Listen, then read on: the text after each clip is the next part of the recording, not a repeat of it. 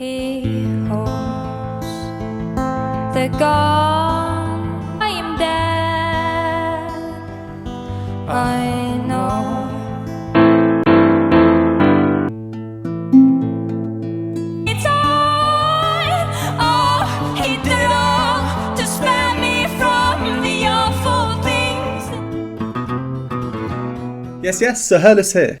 Today we're back with a Patreon request. Thank you to Lupe for this one. This is Aurora and it is her song called Murder Song 54321. This is my second time ever hearing Aurora. The first time was her song Runaway. If you haven't seen my reaction, please do check it out. Card will be up here. That was very interesting. Aurora definitely has a unique sound and a very strong stage presence, I think. This performance of Murder Song we'll be hearing today is from the same concert as the first time I heard her sing Runaway, and that is the 2015 Nobel Peace Prize concert. She wrote this when she was 18. Here are the lyrics on the screen now. There look to be a lot of vocalizations, O's and R's. Seeing them here, I have no idea how they'll be sung. Will they be long and repeated, or staccato, disjointed, short, scattered? It's definitely intriguing to see that written out in word form. Otherwise, the lyrics, they are undeniably dark. I mean, what did we expect from a song called Murder Song? I was wondering whether to take these lyrics literally, a literal murder, or more metaphorically, perhaps the death of a relationship or a love affair or something.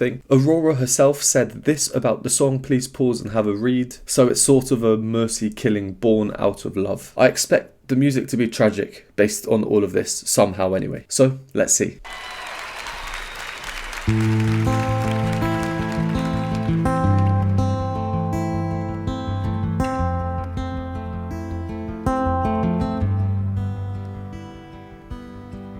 Five, four, three, two, 1. 5, 4, 3, 2, 1. He holds the gun against my head. I close my eyes.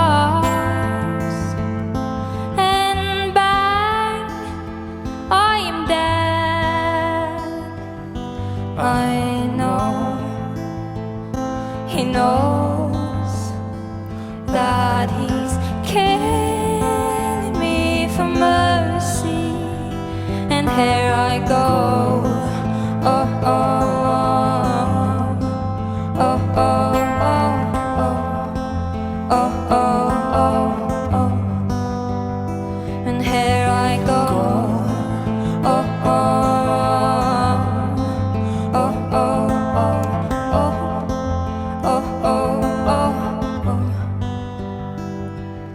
He holds my body in his arms. Okay, so we're about a minute and a half in now. You know when you just know you're going to like a song? I think this is one of those cases for me. Similar in style to many songs that I like. Yeah, there are some things to say about this because there's not much going on harmonically, but in that there is, and I'd like to go over that. So we'll do our first pause here. If you don't want to hear any analysis or my thoughts, go to the timestamp. The first thing we hear is the guitar playing.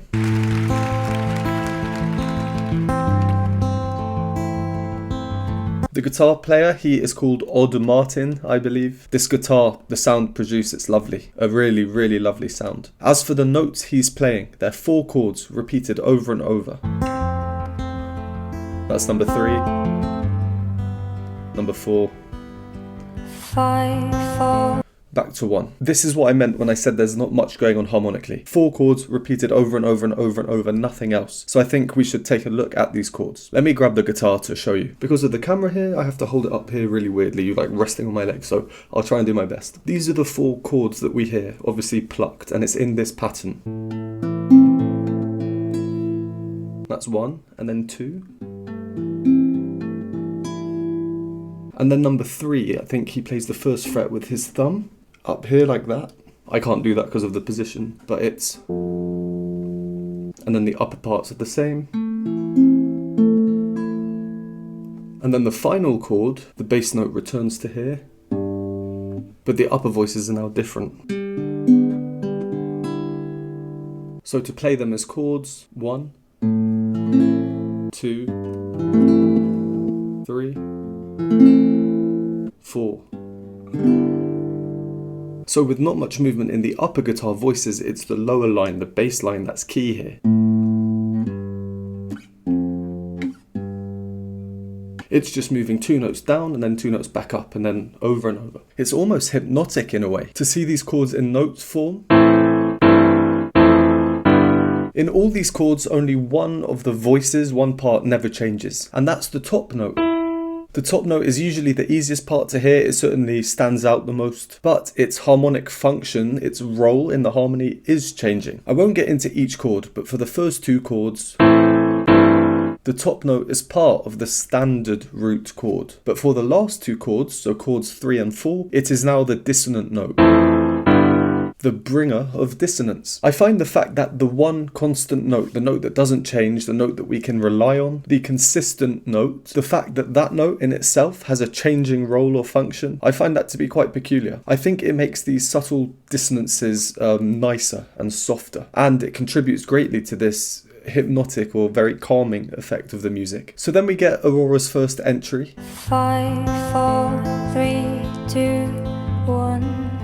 And she's harmonizing with this very important bass line. So she's bringing out the bass line a bit more. And I really like the melodic shape of her first few lines after that. The lyrics are, he holds the gun against my head. She goes down first and then does a glissando, a slide up, then a slide up again and then back down. He holds the gun against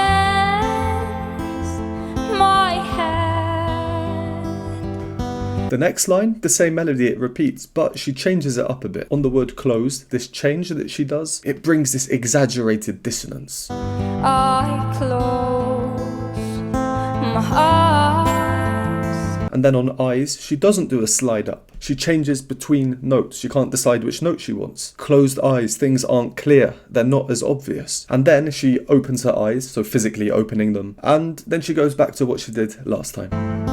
And bang, I am dead. It's funny as well because the lyrics, bang, I am dead. We kind of expect a dead person's eyes to be closed and an alive person's eyes to be open, more or less. She's done it the other way around. The guitarist, Odd Martin, his voice is very, very nice for this role of a harmony singer. It's soft, it's quite airy. He knows that he's killing me. We hear a lot of air in Aurora's voice herself. For mercy, and here I go. The song, it's just a nice overall feel. Soft and light, but heavy emotionally. There are no beats, there's nothing crazy. It's simple and effective. So then we get the O section, O. Adding to this simplicity in a way is the removal of lyrics. We, as the listener, we don't need to now process what the lyrics mean or think about what they might mean. It's all about the music at a fundamental level.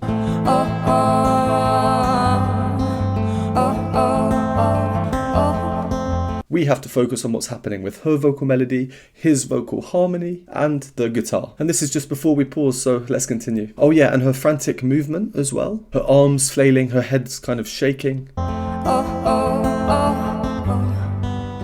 Overall, I think these actions, their purpose is to contribute to a feeling of a lack of control. Perhaps that comes with death, the death that she's talking about. I'll be interested to hear if you agree or disagree with that in the comments down below.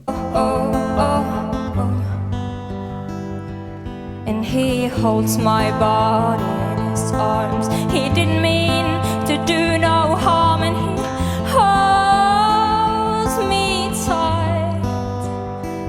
Oh, he did it all to spare me from the awful things in life that comes, and he cries and cries.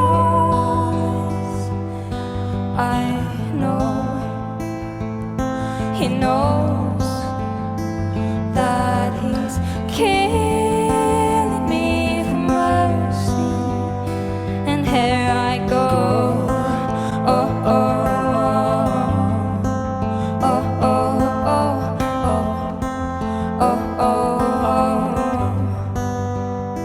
And here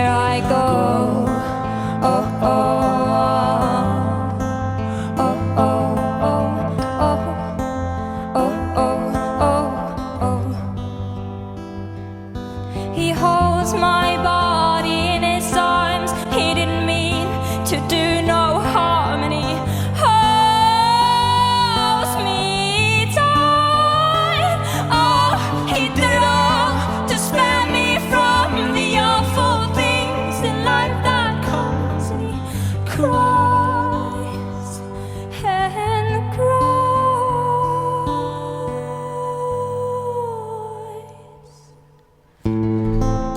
Cool, that was an intense bit, wasn't it? I've just seen that there's only about 30 seconds left or so, so I think let's go to the end. This can just be a short, quick copyright pause. I'll just go back a few seconds.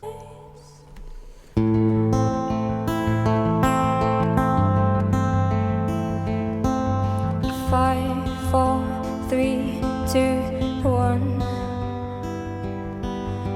5, 4, 3, 2, 1. 5, 4, 3, 2, 1. The gun is gone, and so am I.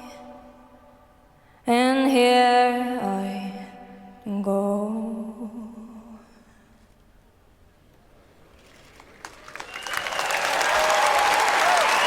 Ooh, and an interesting ending to that one as well. That's a really nice song. Not the most complicated song. A great example of how effective a song can be whilst being quite simple. No overcomplications, nice melody, nice core music, and most importantly, nice performance. Well, let's go over and discuss some of the things we saw in that second half. There were some changes there. From just after where we paused, I like this whole phrase I'm about to play. There's a lot of variety in Aurora's vocals. If we think about voice type, she starts with a kind of pushed down chest voice, full voice, and then she goes into a more powerful chest that she moves up in pitch, which kind of sounds like a bit of a blend actually.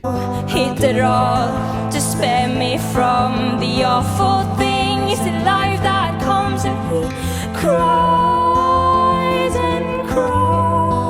And then we see she moves into more of a straight tone head voice, and then into this airy head voice that seems a bit more shaky. Is that shakiness a rapid vibrato, or a purposeful lack of support resulting in a shaky airy sound? I think it's the latter. Odd Martin, he's matching her singing style like for like as well. And I think that's really important for a song like this, where the harmonies are so exposed and integral to the emotional construct of the song, and the notes that he chooses to sing as harmony. They're very, very carefully chosen. For example, here, he will be singing this note, a D. Killing me for mercy. I might have expected to hear the note above it instead. The note that he chooses creates a slightly more dissonant chord.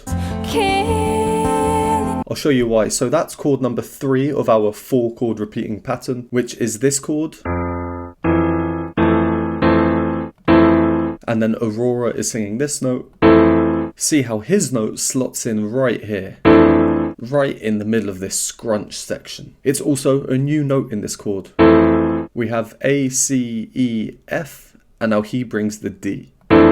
In general, I just love the dissonances in this song. Here's another example where Aurora, she flutters between 2 notes. He doesn't.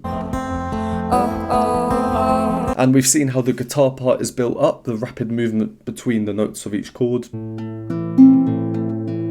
So the result is that there's almost this constant dissonance. Whether she's changing and he isn't, or vice versa, the guitar is always changing. So the dissonance, even though it's constant, itself is always changing and evolving. Very subtly, one note here and there. I think it's the perfect type of dissonance for a song like this, where we have this level of quietness and calmness throughout. Alright, so after that we get our first breakaway from the repeating 4 chord pattern. The bass line of the guitar goes...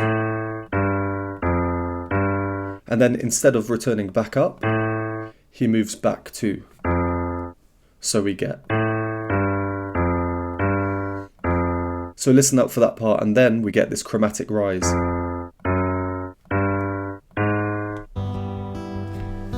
He holds my Back down. body in his arms. He didn't mean to do Chromatic. no harmony.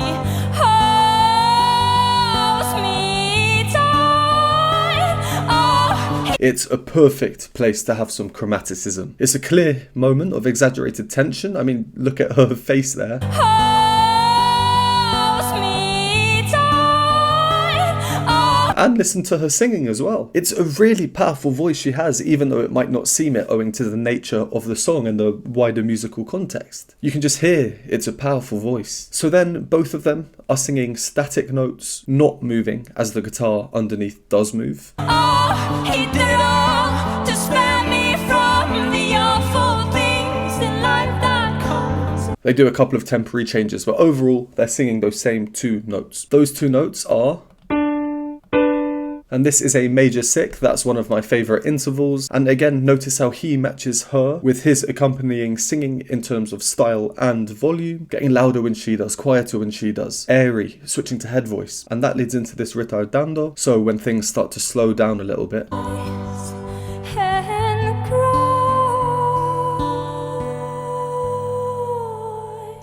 Everything's come to a halt here, Aurora with a very delicate vocal expression, and then we suddenly get this rejuvenation of energy. A powerful guitar, heavy plucked first bass note. I wasn't expecting that.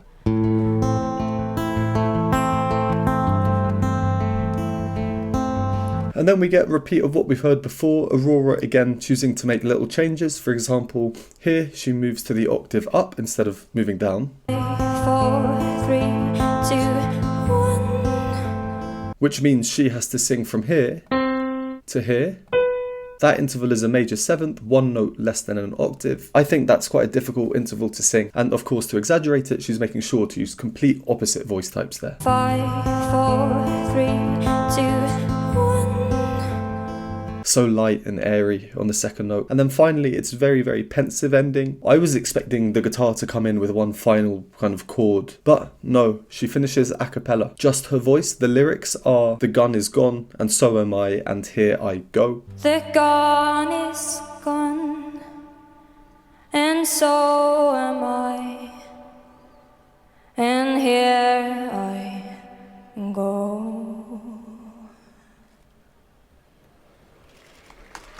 Everything else in the music as well is gone except for her, as she leaves us by finishing the song with those words, and here I go. Yeah, again, I think it's a really nice song. A very deep song to be written when she was 18, but it seems she was writing very advanced things for her age always. I mean, I've heard her sing twice, but the first time, Runaway, she wrote that when she was pre-teen. Yeah, nice song. Definitely not a happy, joyful song, but really, really, I think so anyway. It's one where you can just sit, close your eyes, listen to it.